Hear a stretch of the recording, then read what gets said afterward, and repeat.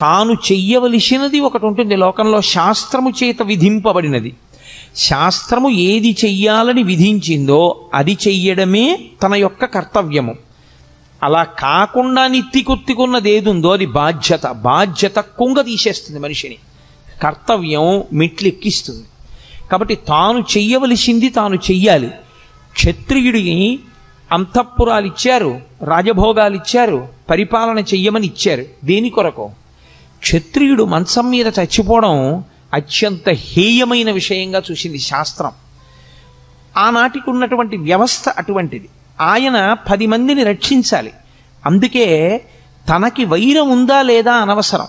తనకి వైరం ఉన్నా లేకపోయినా తాను మాత్రం అమాయకులను పీడించేటటువంటి వాళ్ళని నిగ్రహించడం కోసం యుద్ధభూమికి వెళ్ళి అలా అమాయకుల్ని పాడు చేసేటటువంటి వాళ్లతో చేసేటటువంటి యుద్ధంలో తాను శరీరం విడిచిపెట్టినా తాను స్వర్గానికి వెడతాడు తప్ప, తనకి అక్కర్లేని ధర్మం నెత్తి మీద వేసుకుని తన కర్తవ్యాన్ని తాను విస్మరిస్తే, తాను ప్రశాంతంగా శాంతి బోధ చేస్తూ తాను మరణిస్తే, లోకంలో ఉన్న వాళ్ళందరినీ బాధ పెడుతున్నటువంటి రాక్షస శక్తుల్ని దునుమాడవలసినటువంటి వాడు తన కర్తవ్యాన్ని తాను నిర్వర్తించకుండా అక్కరలేని కర్తవ్యాన్ని తెచ్చి తన నెత్తి మీద పెట్టుకుని ఆ కర్తవ్య నిర్వహణ చేత తాను శరీరం విడిచిపెడితే అటువంటి వాడు అధమలోకాలకు వెళ్ళిపోతాడు, అధమ ఉపాధుల్లోకి వెళ్ళిపోతాడు. కాబట్టి ఎవరు చెయ్యవలసినటువంటి కర్తవ్యాన్ని వాళ్ళు చెయ్యవలసి ఉంటుంది. ఇప్పుడు అర్జునుడికి వచ్చినటువంటి పెద్ద వైక్లభ్యం ఎక్కడొచ్చిందంటే, ధర్మము అన్నదాన్ని ఒకదాన్ని పట్టుకున్నాడు. చంపడం తప్పు, అందులో సందేహం లేదు.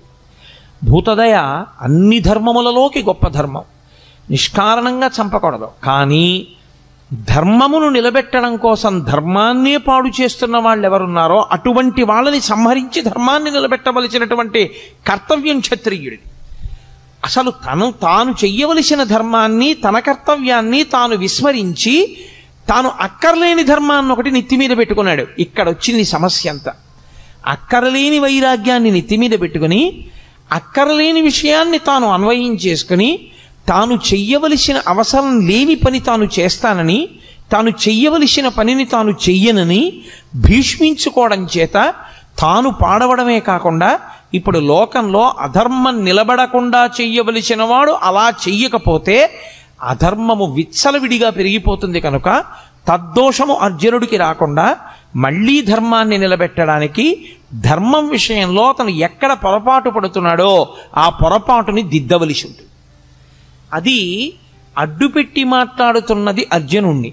కానీ అసలు మన ధర్మం ఏమిటి, మనం ఏం చెయ్యాలి, మనం ఎందుకు పాడవుతుంటాం, మనకి మళ్ళీ మళ్ళీ ఎందుకు పునర్జన్మ కలుగుతూ ఉంటుంది, ఈ రహస్యాలన్నీ తెలుసుకోవాలనుకుంటున్నటువంటి వాడికి కృష్ణుడు చేసినటువంటి భగవద్గీత బోధని వినడం తప్ప, దాన్ని ఆచరణలోకి తెచ్చుకోవడం తప్ప తప్పించుకోవడానికి పునర్జన్మని వేరొక మార్గం మాత్రం ఉండదు. అందుకే ఆనాడు అర్జునుడికి చెప్పడం అన్నది మిష. కానీ మనం కూడా అందరము అటువంటి కురుక్షేత్రంలోనే నిలబడతాం.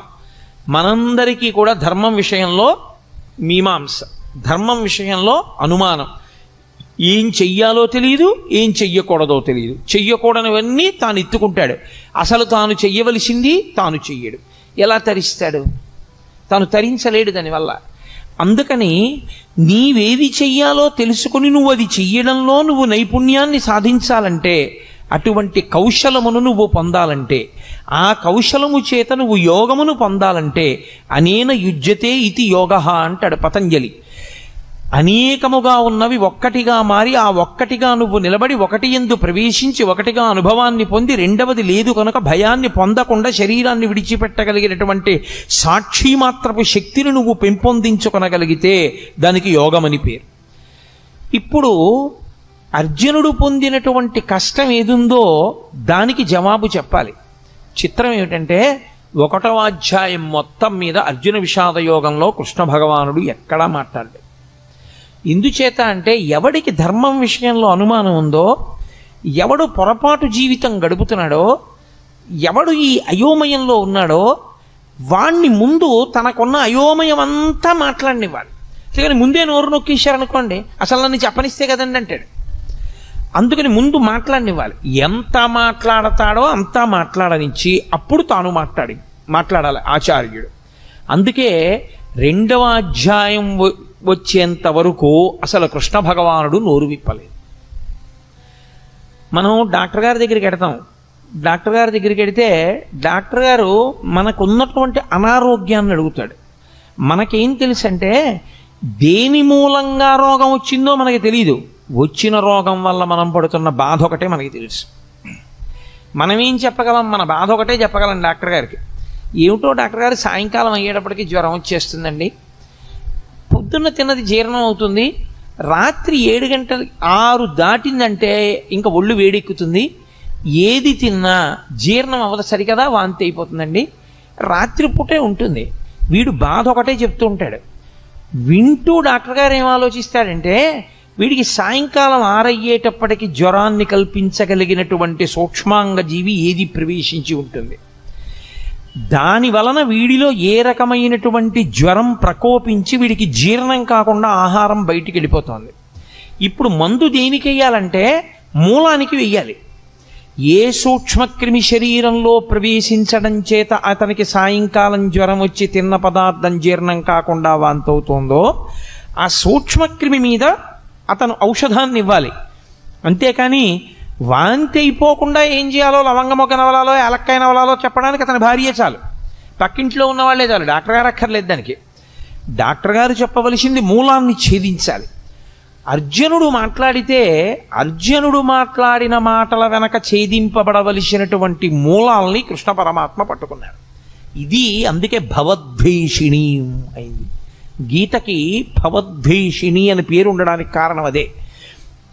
సంసారము అంటేనే అయోమయం, సంసారం అంటేనే రాగద్వేషములు. మీరు కొంచెం జాగ్రత్తగా పట్టుకోగలిగితే సంసారమునకు మారు పేరే రాగద్వేషములు. రాగము ద్వేషము ఈ రెండు ఎప్పుడు ఉంటాయి? ఇంకొకడు ఉంటే కదండి. ఇప్పుడు నాకన్నా ఇంకొకడు ఉన్నాడు అనుకోండి, అప్పుడు నేను వాడిని ప్రేమిస్తే రాగం, నాకు వాడి మీద సంతోషంగా ఉండి వాడిని నేను అభిమానిస్తే నాకు వాడి మీద రాగం ఉన్నది.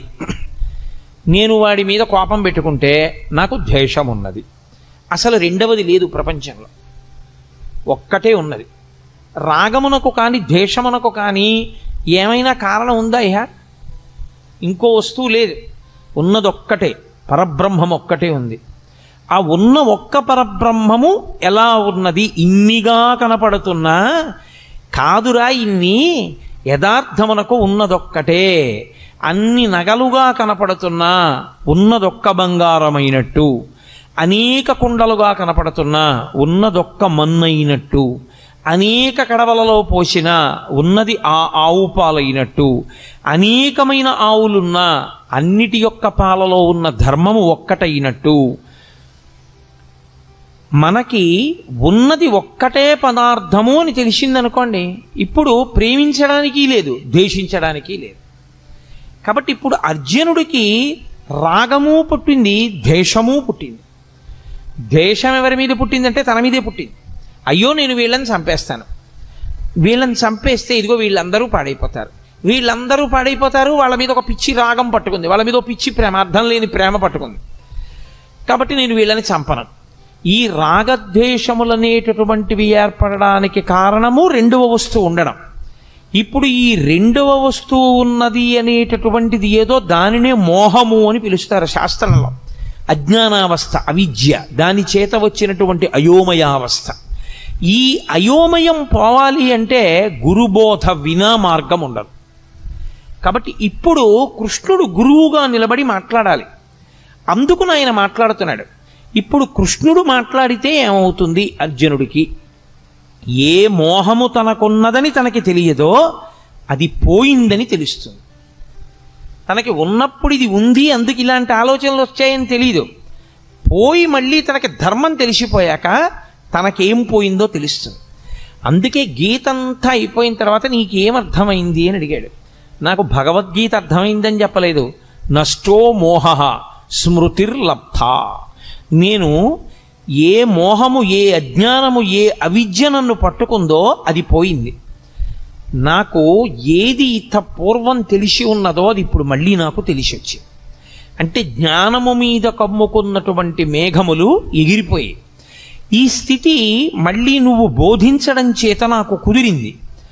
అందుకని ఇప్పుడు అర్జునుడు అవధి లేనటువంటి అజ్ఞానంతో మాట్లాడేశాడు. మాట్లాడి మాట్లాడి మాట్లాడి మాట్లాడి తనే పెంచేసుకున్నటువంటి బెంగ ఇదంతా. ఇది చాలా చిత్రమైనటువంటి లక్షణం. సాగిపోయినంత కాలం బాగుంటుంది. ఏదైనా ఒక సమస్య వచ్చేది అనుకోండి, ఆ సమస్య వచ్చేటప్పటికీ తానుగా నిలబడి కర్మఫలాన్ని అనుభవించేసేయగలిగినటువంటి శక్తి అందరి యందు ఉండడం సాధ్యమయ్యే విషయం కాదు. చాలా చాలా కష్టం. అక్కడికి వచ్చేటప్పటికీ గిజగిజగిజలాడిపోయి ఖచ్చితంగా ద్వైతీభావంలోకి వెళ్ళిపోతాడు. వాడు నేను రెండు భావాలు వస్తాయి. అభిమానము చేత కానీ ద్వేషము చేత కానీ వచ్చేస్తుంది. అది ఈ వచ్చినప్పుడు మాట్లాడడమే చాలా కష్టం. అక్కడ ఆ భావనల నుంచి శిష్యుణ్ణి పైకెత్తి స్వధర్మం దగ్గర నిలబెట్టాలి. మళ్ళీ ఏది ధర్మమో దాని యందు నిలబెట్టాలి. అది నిలబెడుతున్నాడు ఆయన. ఇప్పుడు ఆయన నిలబెట్టడంలో ఒక్క అర్జునుడు కాదు అలా నిలబడేది.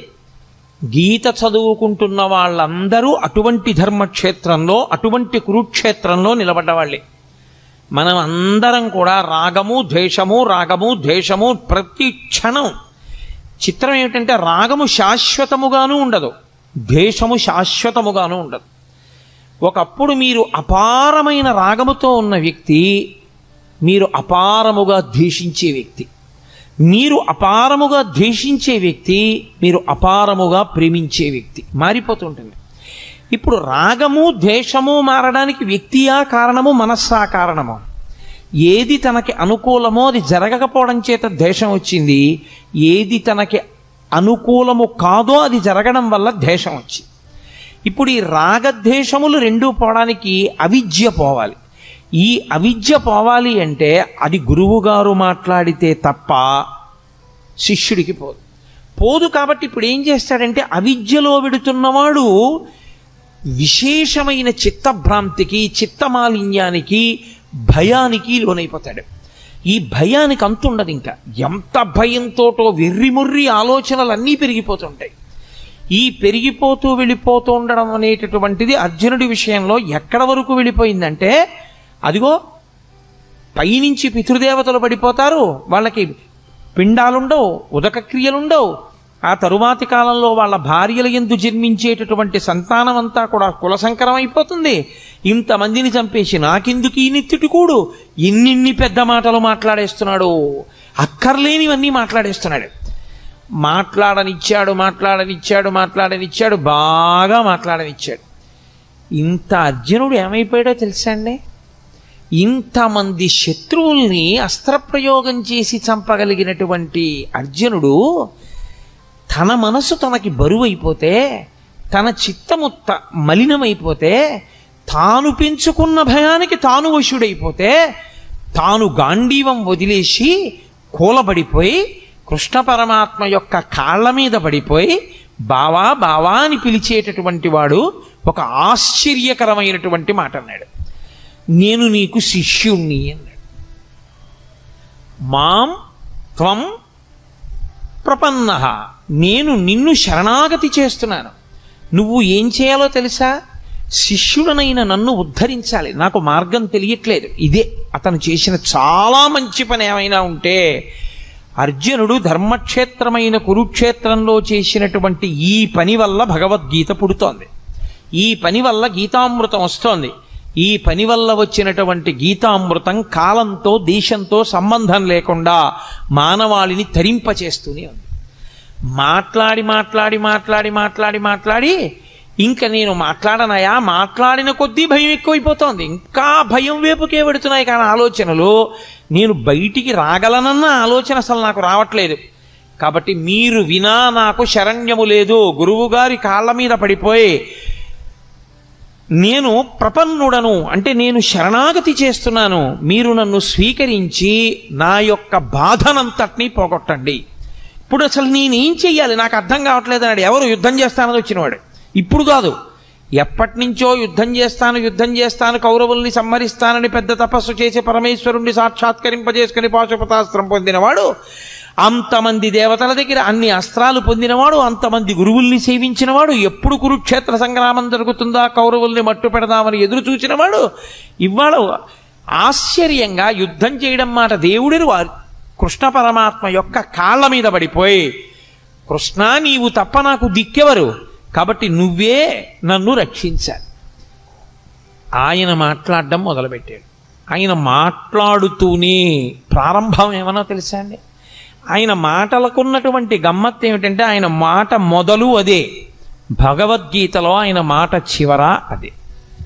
ఆయన అసోత్యానన్వశోచస్త్వం ప్రజ్ఞావాదాంశ్చ భాషసే గతాసూ నగతాసూంశ్చ నానుసూచంతి పండితాః. అశోచ్యానన్వశోచస్త్వం అంటూ ప్రారంభం చేశాడు. ఏడవవద్దు, శోకము వద్దు, అసలు ఈ దిక్కుమాలిన ఏడుపన్నది మొదట మాని. భగవద్గీత వింటే వచ్చేది ఏమిటి? ఏడవడం పోతుంది. భగవద్గీత ప్రారంభంలో కృష్ణ పరమాత్మ ఏ శ్లోకంతో ప్రారంభం చేశారో అదే శ్లోకంలో ఉన్న అదే తాత్పర్యంతో, అదే ధర్మంతో, అదే మాటతో భగవద్గీత పూర్తి. సర్వధర్మాన్ పరిత్యజ్య మామేకం శరణం వ్రజ అహం త్వా సర్వపాపేభ్యో మోక్షయిష్యామి మాసుచ. ఏడవవద్దు, శోకించవద్దు. అసలు శోకము తప్పు. శోకమన్న మాటకు అర్థం లేదు. శోకించడానికి కారణము లేదు. దేనికి శోకిస్తావు? దేనికి ఏడుస్తున్నావు నువ్వు? అసలు నువ్వు ఏడవడానికి కారణం ఏమిటి? పైగా ఏడిచేటప్పుడు ఎలా మాట్లాడుతున్నావు? అశోచ్యానంద్వశోచస్త్వం ప్రజ్ఞావాదాంశ్చ భాషసే. వాత పెట్టి మాట్లాడాడు. ఒక గురువు ఎలా మాట్లాడాలో అలా మాట్లాడాడు. ప్రజ్ఞావాదాంశ్చ భాషసే. 4 పుస్తకాలు జరిగితే మాట్లాడడం అనుకుంటున్నావా? లేకపోతే ఏదో నీ బుద్ధికి తోచింది మాట్లాడడం అనుకుంటున్నావా? ఏమిటి పెద్ద పెద్ద మాటలు మాట్లాడుతున్నావు? ధర్మం అంటున్నావు, యుద్ధం చేయనంటున్నావు, నేను చంపేస్తానంటున్నావు, నేను చంపేస్తే వీళ్ళు చచ్చిపోతారంటున్నావు, పతంతి పితరో హ్యేషాం లుప్త పిండోదక క్రియా అంటున్నావు, ఉత్తరగతుల గురించి మాట్లాడుతున్నావు, కుల సంకరం గురించి మాట్లాడుతున్నావు. ఏమిటివన్నీ? నువ్వు మాట్లాడగలిగిన మాటలు అనుకుంటున్నావా? నీకు తెలిసి మాట్లాడుతున్నాను అనుకుంటున్నావా? వీటికి ఏడవవలసిన వాడివి నువ్వు అనుకుంటున్నావా? అసలు ఏడవవలసిన అవసరం ఒకటి ఉందనుకుంటున్నావా లోకంలో? అశోచ్యానన్వశోచస్త్వం ప్రజ్ఞావాదాంశ్చ భాషసే గతాసూ నగతాసూంశ్చ నానుసూచంచి పండితాః. అసలు పండితుడైన వాడు ఏడవడు. తీర్పిస్తూ ప్రారంభం చేశాడు ఆయన. ఎవడు ఏడవడు? పండితుడు ఏడవడు. పండితుడు అంటే 4 పుస్తకాలు చదువుకున్నవాడు, 3 శ్లోకాలు బట్టి పట్టినవాడు కాడు. పండాహ అంటే ఆత్మజ్ఞానమున్నవాడు. అందుకే పోతన గారికి సహజ పండితుడని పేరు. ఆయన మహానుభావుడు. అందుకే శ్రీకైవల్య పదంబు చేరుటకునై చింతించదన్ లోకరక్షయికారంభకు భక్తపాలన కళా సంరంభకున్ దానవోద్రేక స్తంభకు కేళిలోల విలస దృగ్జాల సంభూత నానా కంజాత భవాండ కుంభకు మహానందాంగనా ఢింబకున్నని చెప్పుకున్నాడు. శ్రీకైవల్య పదంబు చేరుటకునై పునరావృత్తిరహిత శాశ్వత శివ సాయుధ్య స్థితి కొరకు నేను భాగవతాన్ని ఆంధ్రీకరిస్తున్నానన్నాడు. కాబట్టి ఎవరు ఆత్మజ్ఞానము కలిగిన వారో వాళ్ళు అసలు ఏడవరు. ఏడవడానికి కారణం ఎందుకు? ఈ శరీరం పోతుందని ఏడుస్తున్నావా? మళ్ళీ వెంటనే శరీరం వస్తుంది. ఇది పడిపోగానే ఎంతోసేపు పట్టదు శరీరం రావడానికి. రవీంద్రనాథ్ ఠాగూర్ చెప్పినట్టు తల్లి ఒక స్తనం దగ్గర పిల్లవాడికి పాలిస్తున్నది, ఈ స్తనం నుంచి ఈ స్తనం దగ్గరికి పిల్లవాడిని మార్చుకోవడం ఎంతసేపు పడుతుందో జీవుడు ఒక శరీరాన్ని విడిచిపెట్టి ఇంకొక శరీరాన్ని పొందడానికి అంతే సమయం పడుతుంది. అదేం పెద్ద విశేషం కాదు. ఈ శరీరం పోతే ఇంకో శరీరం వస్తుంది. నీ దృష్టిలో ఏమిటి చంపేయడం అంటే? వాళ్ళందరి శరీరాలు పోతాయి, వాళ్ళు కనపడరు. నీ బుర్ర ఈ శరీరం పోతే ఇంకో శరీరం వస్తుంది. ఏమిటి చచ్చిపోతుంది? కాబట్టి శరీరమునకు చావు లేదు. ఈ శరీరం పడిపోతోందేమో ఇంకో శరీరం వస్తోంది. శరీరం అన్నది పంచభూతములే. పంచభూతములు లేని శరీరం ఇంకోటి లేదు. పృథివీ ఆపస్తేజో వాయు ఆకాశములే ఉండాలి ఇందులో ఉన్న. కాబట్టి వాళ్ళు ఏ శరీరంలో కొన్నా పంచభూతాలతోనే ఉంటారు. కాబట్టి ఈ రాజులు లేని రోజు లేదు, ఉన్నారు. ఆత్మ ఉండదంటావా? ఎప్పుడూ ఉన్నది ఆత్మ. మరి దేనికి ఏడుస్తున్నావు నువ్వు? అసలు నువ్వు ఏమిటి పాండిత్యంతో పెద్ద ప్రజ్ఞావాదాంశ్చ భాషసే, నేను చాలా గొప్పవాడిని మాట్లాడేస్తున్నావు.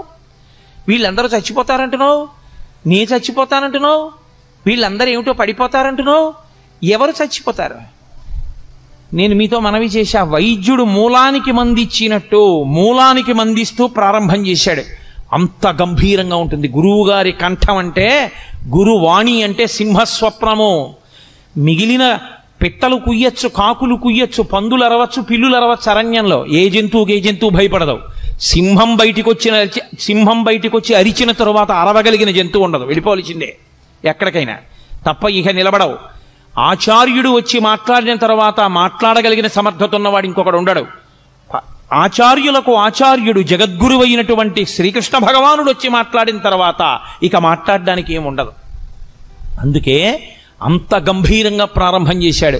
అసోత్యానన్వశోచస్త్వం ప్రజ్ఞావాదాంశ్చ భాషసే గతాసూ నగతాసూంశ్చ నను సూచంతి పండితాహ. ఏడవరయా పండితులైనటువంటి వాళ్ళు, ఏడవడానికి లేదసలు. అశోచ్యానన్వశోచస్త్వం, ఏడవడానికి కారణము లేదని తెలుసుకో. అంటే నేను మీతో మనవి చేశా, ఎక్కడికి వెళ్ళాడు? రాగము ద్వేషము ఈ రెండో పదార్థం ఉంటేనే. అసలు రెండవ పదార్థము లేదు, ఉన్నదొక్కటే. ఒకటే పదార్థమైనప్పుడు ఆ పదార్థమునకు రాగము లేదు, ద్వేషము లేదు. ఏడుపెందుకు నీకు? దేనికి ఏడుస్తున్నావు? ఏ కారణానికి ఏడుస్తున్నావు? ఉలిక్కి పడ్డాడు ఇంత అర్జునుడు. అక్కడి నుంచి వెళ్ళిందండి భగవద్గీత. ఎన్ని ధర్మములు, ఎన్ని విషయములు, ఎన్ని గుణములు, ఎన్నిటిని బోధ చేశాడో. అందుకనది యోగమైంది. అర్జున విషాదము యోగం ఎందుకైందంటే ఆ విషాదము ధర్మ సంబంధమైనది. తనకి అక్కరలేని ధర్మాన్ని పట్టుకున్నా, అయ్యో నేను వీళ్ళని చంపకూడదు అన్న ఒక మాటతో ప్రారంభం చేశాడు. కానీ ఆ అర్జునుడు చంపడం ఎంత ధర్మమో, అలా చంపకపోతే ధర్మం ఎందుకు నిలబడదు? ధర్మము యొక్క స్వరూపం అంటే ఎలా ఉంటుందో అంత అద్భుతంగా మాట్లాడాడు కృష్ణ పరమాత్మ. అలా మాట్లాడితే వచ్చినటువంటి స్వరూపమే గీతాస్వరూపము. ధనము తనంత తానుగా చెడ్డది ఎప్పుడూ కాదు, డబ్బుండడం ఎప్పుడూ చెడ్డ కాదు. కానీ ధనముని ఎలా సంపాదిస్తున్నామన్నది మాత్రం చాలా ముఖ్యం. డబ్బు సంపాదించవద్దన్నది లోకంలో ఏ శాస్త్రము చెప్పలా. డబ్బు సంపాదించవద్దు అని చెప్పలేదు సరికదా. డబ్బు సంపాదించకపోతే పాడైపోతావు, డబ్బు సంపాదించాలని చెప్పారు. కానీ మీరు ఇక్కడ ఒక్క విషయాన్ని జ్ఞాపకం పెట్టుకోండి. డబ్బు సంపాదించడం అనేది ఎంత ముఖ్యమో, సంపాదించిన డబ్బు వలన అహంకారం పెరగకుండా ఉండడం కూడా అంతే ముఖ్యం. ఎందుకో తెలుసా? తొందరగా మనిషికి అహంకారాన్ని కల్పించగలిగినది ఏది అంటే డబ్బే. రామకృష్ణ పరమహంస ఒక ఉదాహరణ చెప్తుండేవారు. ఒక మహారాజు గారు భద్రగజం ఎక్కి వెళ్ళిపోతున్నాడు. ఆ కింద ఓ పెద్ద కన్నం ఉంది, ఆ కన్నంలో కప్ప ఒకటి ఉంది. ఆ కప్ప పైకొచ్చి, కప్ప కాలెంతంటే ఎంత ఉంటుందండి? ఎంత పెద్ద కప్ప అయితే మాత్రం ఇంత ఉంటుంది, ఇంత పెద్ద కప్ప అయితే దాని కాలు ఇంత ఉంటుంది.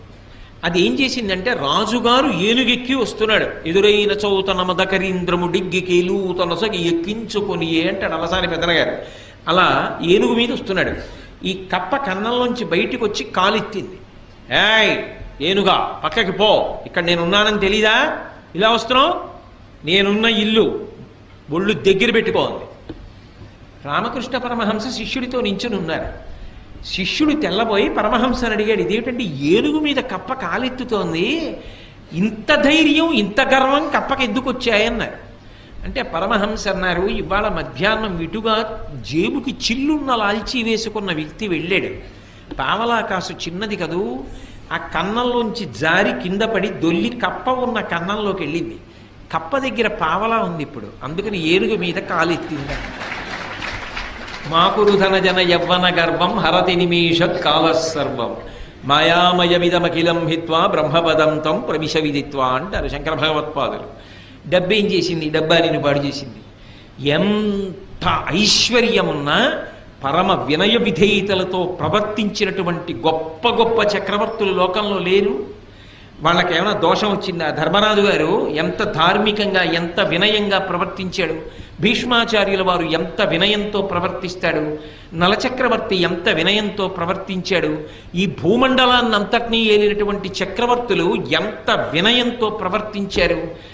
వాళ్ళు ఎంత డబ్బు సంపాదించినా ఆ డబ్బు వాళ్ళ యొక్క అహంకారానికి ఎన్నడూ కారణము కాలేదు. వాళ్ళు పరమ వినయంతో ప్రవర్తించి ఆ డబ్బుని సద్వినియోగం చేసి జీవితంలో గట్టెక్కారు. జనక మహారాజు గారు సర్వ సంగములు విడిచిపెట్టి విదేహ వంశమునందు జన్మించి దేనితోటి సంబంధం లేకుండా, రాజ్యంతో సంబంధం లేకుండా రాజ్య పరిపాలన చేస్తూ నిస్సంగి జీవితాన్ని గడిపి తరించలా? బ్రతకడం రావాలి. బ్రతకడం రానప్పుడు అహంకారం ఒక్కటే ఉండిపోయింది అనుకోండి. అహంకారం చిట్ట చివరికి ఏం చేస్తుంది అంటే, డబ్బు వలన వచ్చినటువంటి అహంకారం చాలా ప్రమాదకరమై సర్వభ్రష్టత్వాన్ని పొందేసిన తరువాత ఒక పెద్ద ఇబ్బంది కూడా తెస్తుంది. ఇంత బ్రతుకు బ్రతికిన వాడు ఒక గోడ నీడలో నిలబడి భిక్షాటన కూడా చేయలేడు. రూపు మార్చుకుని తిరగవలసి ఉంటుంది, ఎవరు గుర్తుపట్టకుండా. అందుకని జాగ్రత్త సుమ.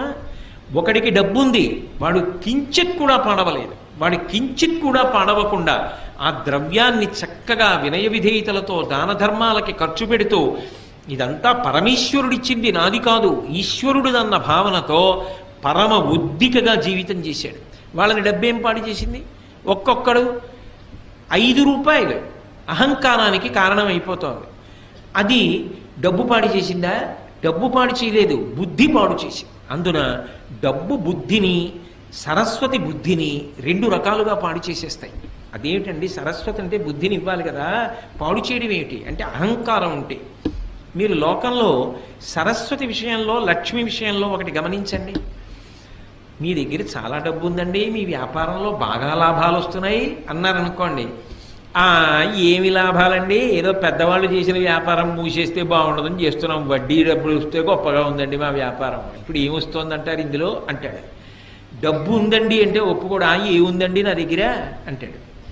మీకు సరస్వతీ కటాక్షం లేదండి, మీకు తెలియదు, అయ్యా నా మాట వినండి, మీరు చదువుకోలేదు కదా, మీకు ఈ విషయం తెలియదు కదా, మీరు ఎందుకు మాట్లాడతారు దాని గురించి అన్నాను అనుకోండి. అత్తేరి నీకేం తెలుసు అని చర్చ విరిగి పెడతాడు.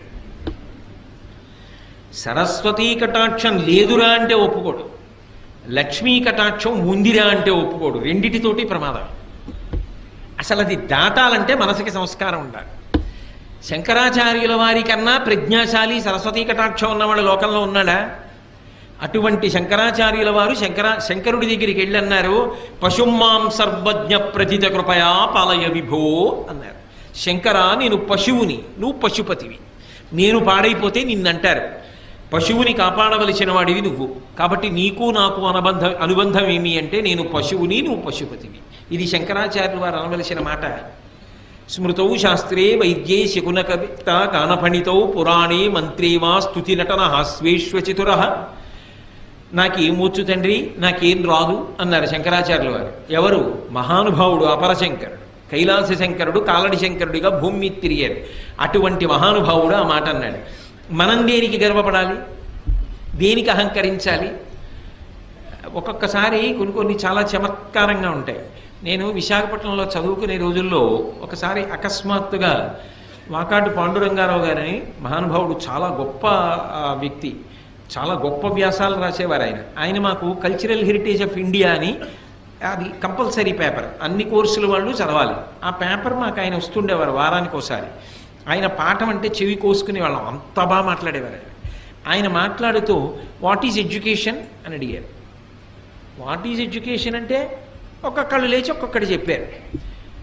ఒక ఆయన మాత్రం లేచి చెప్పింది నాకు ఇప్పటికీ జ్ఞాపకం ఉండిపోయింది. ఆయన అన్నాడు, knowing that you are ignorant is education. నాకేమీ తెలియదని తెలుసుకోవడమే చదువుకోవడం. ఆయన సాధారణంగా పాఠం చెప్పేవాళ్ళు కొంచెం ఎత్తైన వేదిక మీద కదా నించుంటారు. ఆయన చేతిలో డస్టర్ టేబుల్ మీద పెట్టేసి కిందికి దిగొచ్చి ఆ చెప్పిన వాడిని గట్టిగా కౌగలించుకొని, చాలా బాగా చెప్పావోయ్ అన్నాడు. ఎవరు ఏమిటి మీకు అనవసరం, నాకు అనవసరం, నాకు మాత్రం పేర్లు గుర్తుంటాయా? ఎంతకని గుర్తుంటాయి, ఎప్పుడో చదువుకున్న చదువు.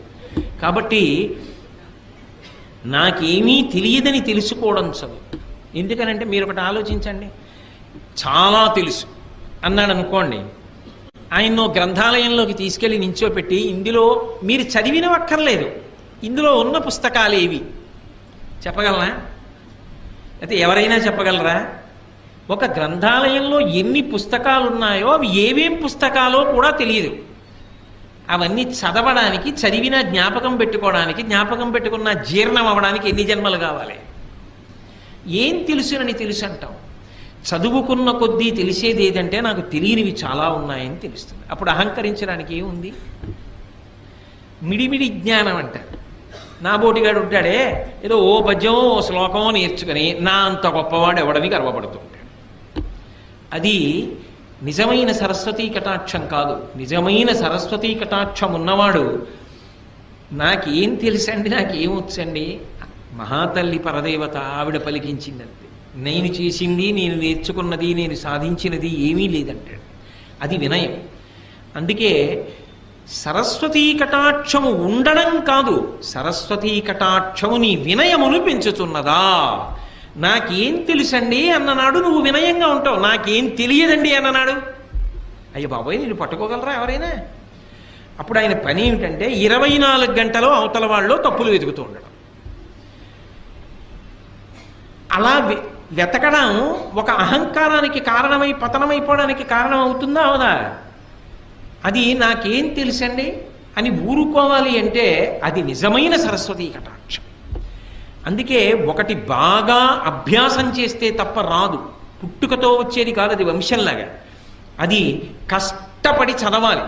ఆయన బాగా చదువుకున్నవారు, ఎన్నో తెలిసిన్నవారు అన్న పేరున్న నువ్వు త్రికరణ శుద్ధిగా నోటి మాటగా కాదు, నేనేం చదువుకున్నానండి, నేనేం నేర్చుకున్నానండి, మహానుభావులు ఎంతమంది ఉన్నారు, వాళ్ళతో పోలిస్తే నా జీవితం ఏం గొప్పది అనగలగాలంటే నీకు ఎంతో వినయం ఉండాలి. అంత వినయం ఉంటే తప్ప నువ్వు ఆ మాట అనలేవు. అది ఉత్తముడికి గౌరవాన్ని పెంచింది, నడవడిని ఇంకా ఇంకా వృద్ధిలోకి తెచ్చింది. అదే సరిగ్గా వాడుకోవడం రాకపోతే అదే సరస్వతీ కటాక్షం అహంకారానికి పనికొచ్చి సర్వనాశనం అవడానికి పనికొచ్చింది. చదువుకోవడం కాదు, చదువు కన్నా సంస్కారము గొప్పది. ఆ సంస్కారము మనసులో బాగా ఏర్పడే ప్రయత్నం చేసుకో. అందుకే పూర్వం చదువుతో పాటుగా సంస్కారం నేర్పేవారు, నీతిశాస్త్రం నేర్పేవారు, నీతిశాస్త్రంలో 4 శ్లోకాలు నేర్పేవారు, చక్కగా 4 మంచి మాటలు చెప్పేవారు. వారానికి ఒక్కసారైనా నీతి అని ఒక ప్రత్యేకంగా ఒక తరగతి ఉండేది, అందులో మంచి మాటలు చెప్పేవారు. దాంతో శీల వైభవాన్ని ఊంచుకునేవాడు. లేకపోతే ఏమైపోతుంది, ఈ చదువే రేపొద్దున్న నీ అధికార స్థానాన్ని నిర్ణయించేస్తుంది. ఒక 10వ తరగతి చదువుకున్నవాడు ఒక స్థానంలో ఉంటాడు, పట్టభద్రుడైన వాడు ఒక స్థానంలో ఉంటాడు, ఐఏఎస్ చదువుకున్నవాడు ఒక స్థానంలో ఉంటాడు, గొప్ప వైద్యం చదువుకున్నవాడు గొప్ప వైద్య నిపుణుడై వైద్యుడిగా ఉంటాడు, సాంకేతిక రంగంలో పురోభివృద్ధి చెందినవాడు ఆనకట్ట కట్టడానికి ఎడతాడు. నువ్వు ఏం చదువుకున్నావన్నది కాదు, నువ్వు చదువుకున్న దాని వల్ల నువ్వు ఉన్నతమైన స్థానమునకు వెడతావు. ఉన్నతమైన స్థానములో ఉన్నవాడు ఉన్నతంగా నిలబడి సమాజపు విలువలను నిలబెట్టగలిగిన వాడు అయి ఉండాలి. ఆ స్థానమే ఎలకలా కన్నాలు పెట్టడానికి పనికొస్తే ఇక నీ వలన సమాజమునకు విలువ ఏం కలుగుతుంది? అప్పుడు భద్రం పోలా. సర్వే వేదవిద శూరాః సర్వే లోకహితే రతాః సర్వే జ్ఞానోపసంపన్నాః సర్వే సముదితా గుణైః అంటారు రామాయణం బాలకాండలో. ఎంత చదువుకున్నావో, ఎంత పెద్ద స్థానంలో ఉన్నావో అంతగా లోకము యొక్క హితము గురించి కూడా ఆలోచించగలిగిన పెద్ద మనసు ఉండాలి. అది లేకపోతే ఇదంతా నా అభివృద్ధికే పనికి రావాలి అన్న భావన నిలబడిపోయిందనుకోండి, అది ఏమవుతుందంటే స్వార్థమునకు మాత్రమే పనికొస్తుంది. అప్పుడు దాని వలన సమాజము భ్రష్టమైపోతుంది. అలా కాకుండా ఉండాలి అంటే నీ సరస్వతీ కటాక్షము కానీ, నీ లక్ష్మీ కటాక్షము కానీ, నీ వంశము కానీ ఏదైనా సరే నిన్ను వృద్ధిలోకి తీసుకురావడానికి పనికొచ్చేదై ఉండాలి. ఇందులో యువతల వారికి తెలియడం అన్న మాట ఉండదు సుమండి. యువతలవాడు ఎప్పుడూ కూడా నువ్వు ఎంత ఎదిగావో, నిజంగా అలా ఉన్నావో అలా లేవో తెలుసుకోవడం సాధ్యం కాదు. ఎందుకని అంటే మీరు ఒక్కటి గమనించండి, స్థానము ఎంత ఉన్నతమైతే యువతల వారు ఆయన దగ్గర ఉండే అవకాశం అంత తగ్గిపోతుంటుంది. అప్పుడు మీరు ఎలా లెక్క కట్టగలరు? తనకి తాను పరిశీలించుకోవాలి. ఏది పరిశీలించాలంటే దంభమున ఎందు ప్రవేశించినదా, ఇది చాలా చాలా అవసరం. నేను నోటి మాటగా ఈ మాటలు చెప్తున్నానా, నిజంగా నాకు ఆ వినయ సంపద ఉన్నదా, నిజంగా నేను పెద్దల పేరెత్తేటప్పటికి గౌరవంగా మాట్లాడగలనా, గౌరవంగా నోటితో మాట్లాడడం కాదు, నిజంగా నేను ఆ గౌరవాన్ని చూపించగలనా? నేను నాకన్నా సరస్వతీ కటాక్షం ఉన్న వాళ్ళకి గౌరవం ఇచ్చి నాకేం తెలుసని నిలబడగలనా? నాకున్న డబ్బు నాది కాదు గొప్ప, నేను సంపాదించగలిగిన ప్రజ్ఞ అయితే ఇలా లోకంలో ఎందరో సంపాదిద్దరు. యద్రూభంగా ప్రమాణం స్థిరచరరచనా తారతమ్యే మురారే వేదాంతా తత్వచింతాంబరభిదురసి యత్పాదచిహ్నైత్తరంతి భోగోపోద్ఘాత కైళీచులికిత భగవత్వైశ్యరూప్యానుభావ సానశ్రీ అస్పృణీతాం అమృతలహరిధీలంఘనీయై అపాంగై అంటారు పరాశర భట్టర్లు శ్రీగుణరత్నకోశంలో.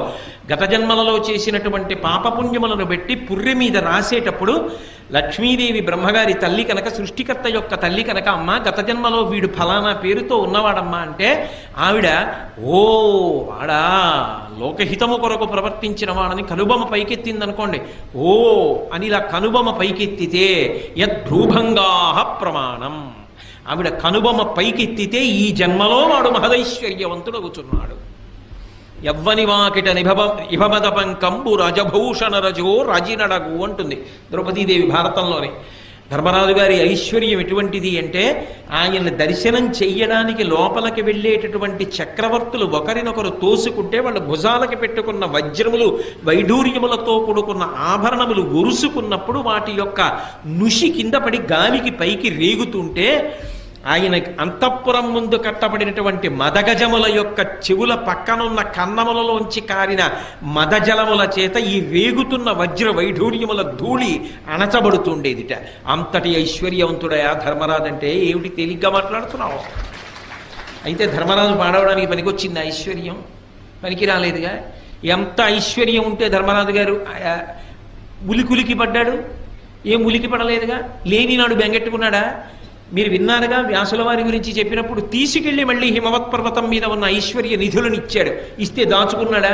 అశ్వమేధయాగం చేసి అందరికీ పంచిపెట్టేశాడు.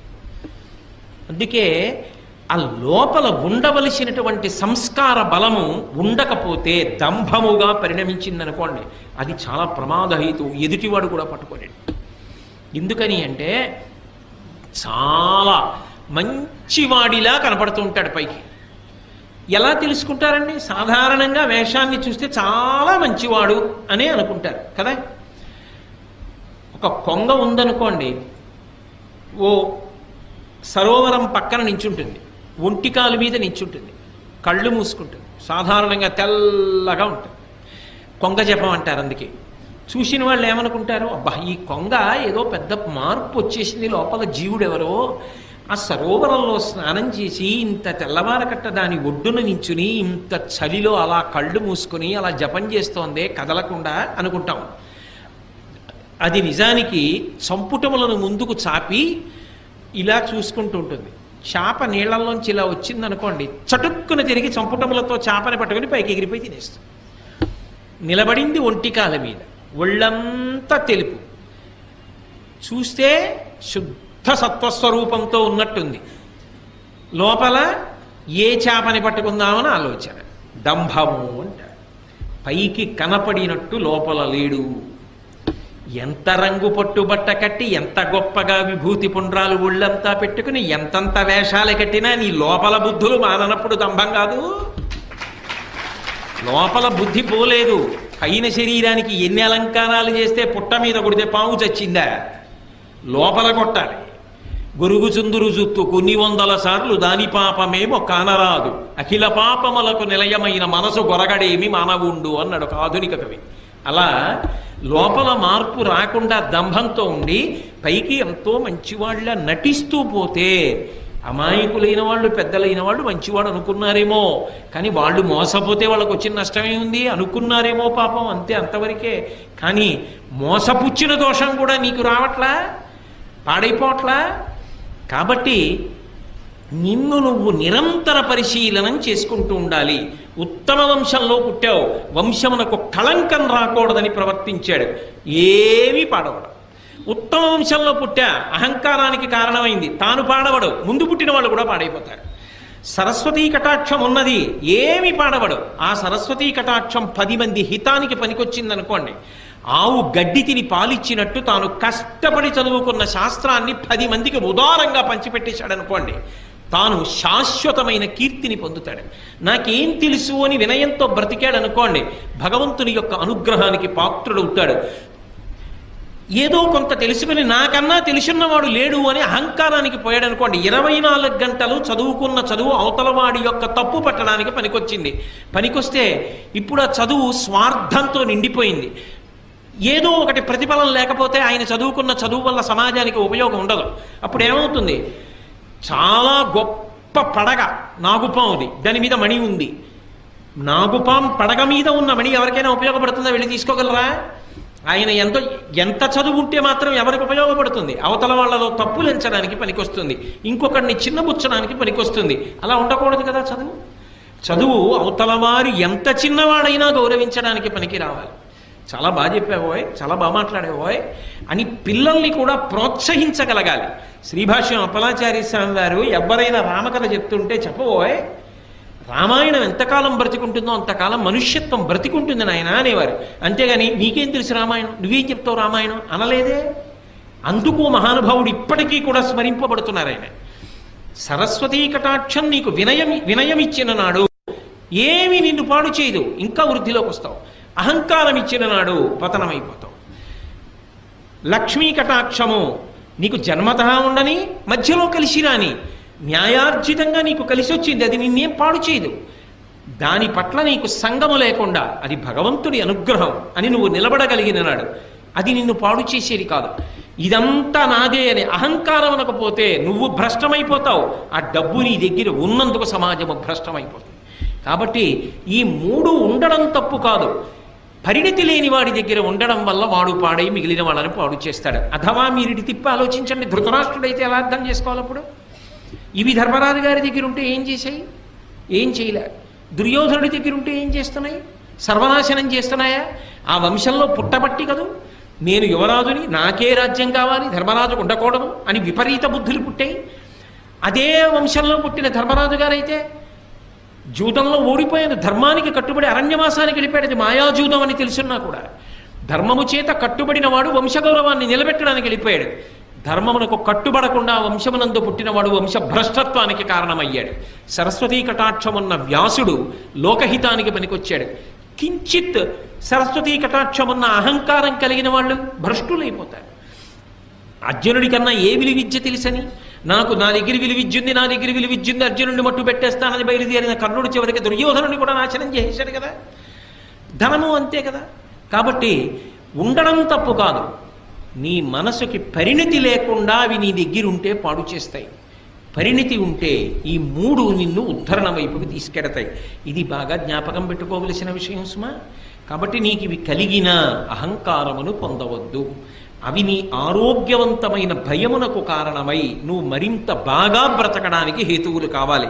కాబట్టి ధనమును, విద్యయు, వంశంబును దుర్మతలకు మదం బొనరించును. మనిషికి పెదవులు కదులుతూ ఉంటాయి. మనిషికి అన్నిటికన్నా లౌల్యం దేని మీద అంటే మాటల మీద. మనిషికి చాలా చవకబారుగా దొరికేటటువంటి సుఖం ఏమిటంటే మాట్లాడడం.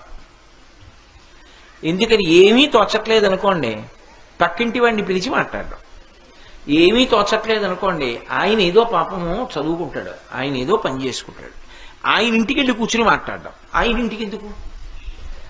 నీకెటూ పని లేదు, ఆయన్ని ఎందుకు పాడు చేస్తావు? నా బోటి వాడి గురించి చెప్తున్నాను, మీరు అలా చేయరనుకోండి.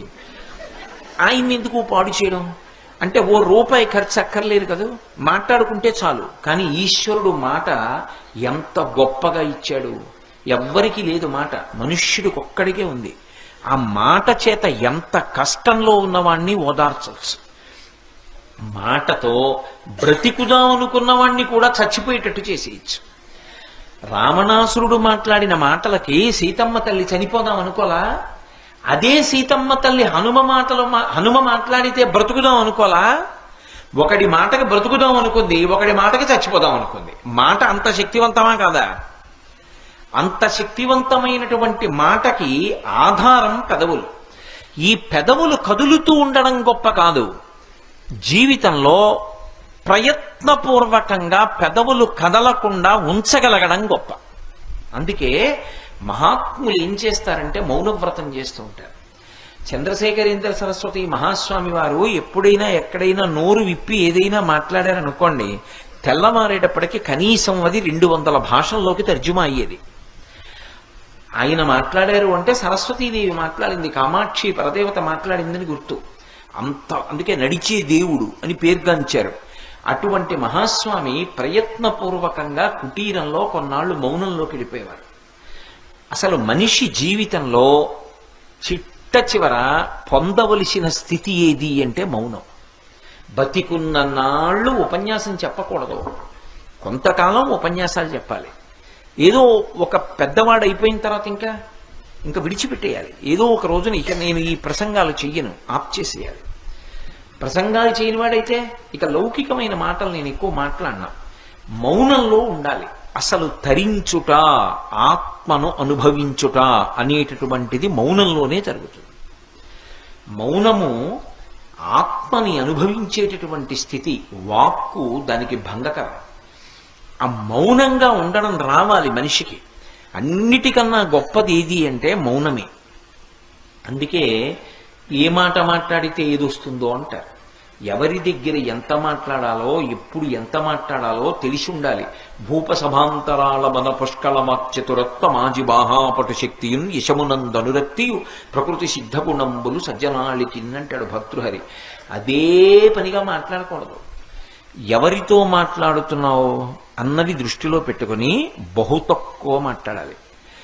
పెద్దలతో మీరు మాట్లాడుతున్నారు అనుకోండి, మీరు మాట్లాడింది బహు తక్కువ ఉండాలి, మీరు విన్నది చాలా ఎక్కువ ఉండాలి. గురువు గారితో మాట్లాడుతున్నాను అనుకోండి, గురువు గారు మాట్లాడింది వినాలి.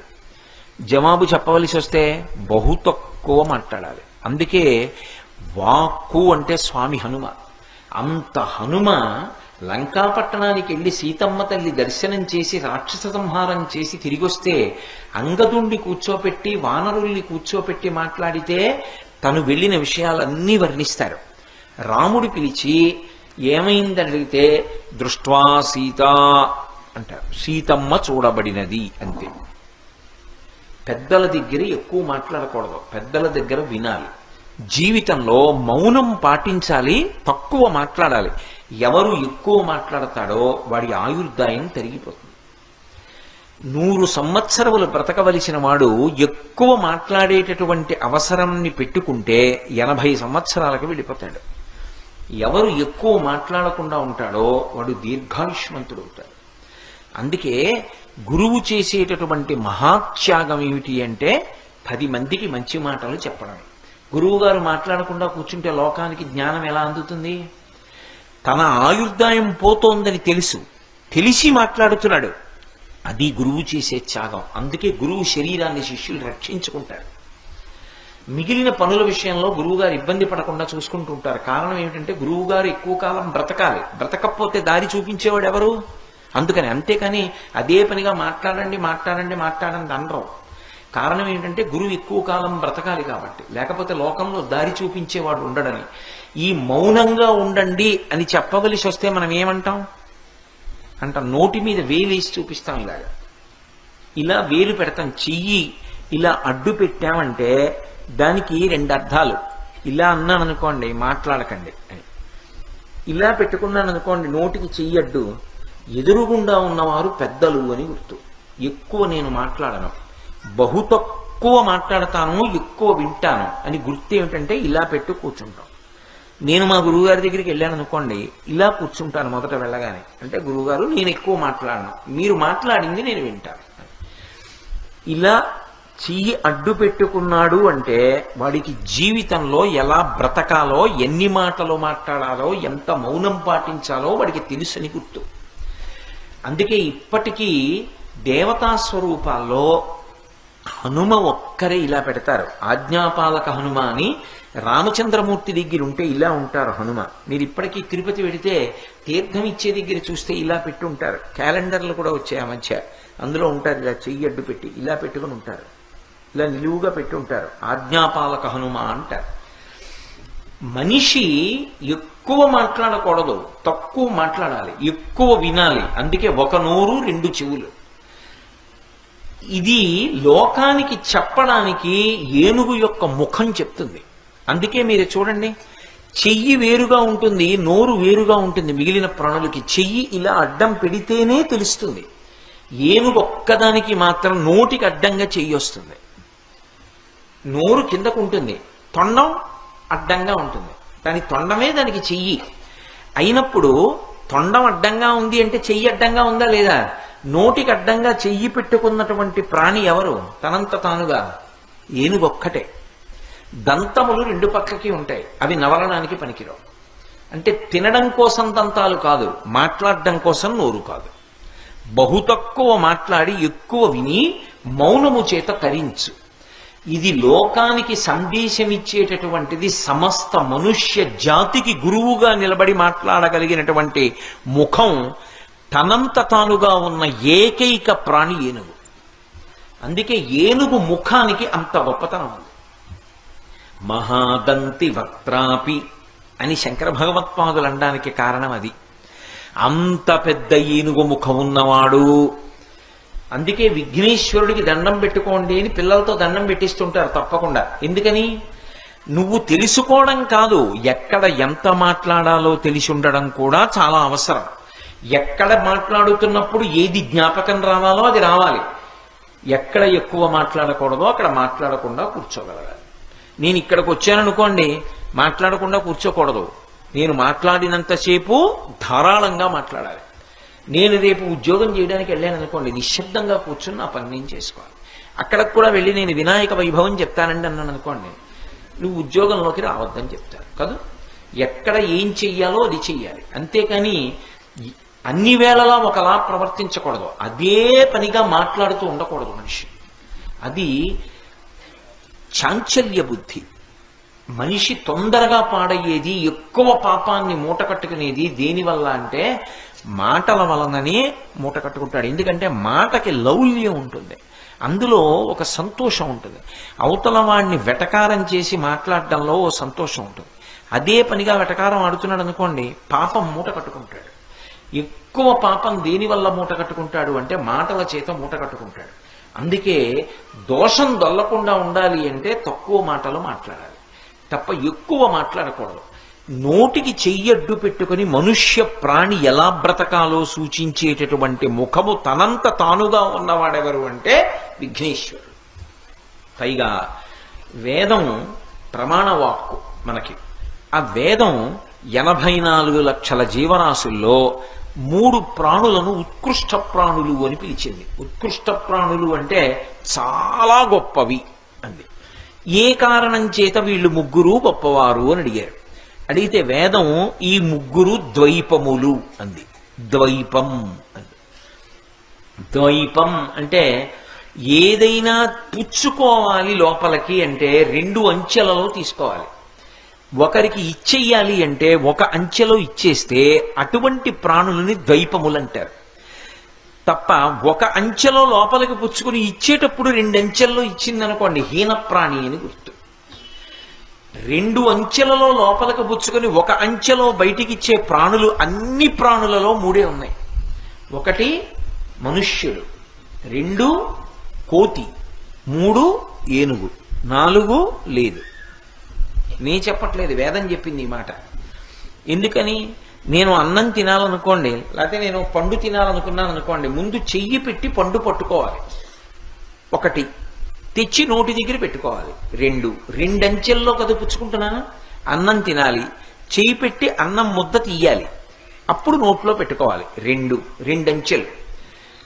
నేను మీ దగ్గర నుంచి ఓ యాపిల్ పండు పుచ్చుకోవాలి, నేను ఇలా తీసుకోవాలి, నా దగ్గర పెట్టుకోవాలి. 2 అంచెలు. పుచ్చుకోవాలంటే 2 అంచెలు. ఇవ్వాలంటే నేను మీకు పండిచ్చేయాలనుకున్నాను అనుకోండి, ఇలా తీసి ఇచ్చేస్తాను. ఇచ్చేసేటప్పుడు 1 అంచె, పుచ్చుకోవాలంటే 2 అంచెలు. అంటే పుచ్చుకోవడం తక్కువ పుచ్చుకో, ఒకరికి పెట్టుకోవడం ఎక్కువ పెట్టుకో. ఇది సహజంగా ఉన్న ప్రాణులు ఏవి అంటే 2. కోతి అంతే, చేత్తో ఒకసారి పుచ్చుకుని నోట్లో పెట్టుకు తింటుంది. అది అదే కాలుగా వాడుకుంటుంది, మళ్ళీ ఇలా పట్టుకుని నోట్లో పెట్టుకుంటుంది. ఏనుగంతే, తొండంతో పట్టుకుంటుంది, నోట్లో పెట్టుకుంటుంది. ఇచ్చేయాల్సి వచ్చింది అనుకోండి, అక్కడ ఉన్న అరటిపళ్ళ అత్తలం తీసి ఇలా ఇచ్చేస్తుంది. ఇవ్వడం 1 అంచె, పుచ్చుకోవడం 2 అంచెలు. అసలు మనిషి బతుకు ఎలా ఉండాలో చెప్పేటటువంటివి అలా బ్రతికేటటువంటివి, చెయ్యడంలోనే ఇలా చెయ్యడం ద్వారా నువ్వు ఎలా బ్రతకాలో నేర్చుకో అన్నది అంతర్లీనంగా ఉండేటటువంటి ప్రాణులు, అటువంటి శరీరాలు ఈ రెండంచెలలో పుచ్చుకునేవి, ఒకంచెలో ఇచ్చేవి 3 ప్రాణులే. అందులో ఏనుగు ఒకటి. అందుకే ఏనుగు ముఖానికి అంత ప్రశస్తి వచ్చింది.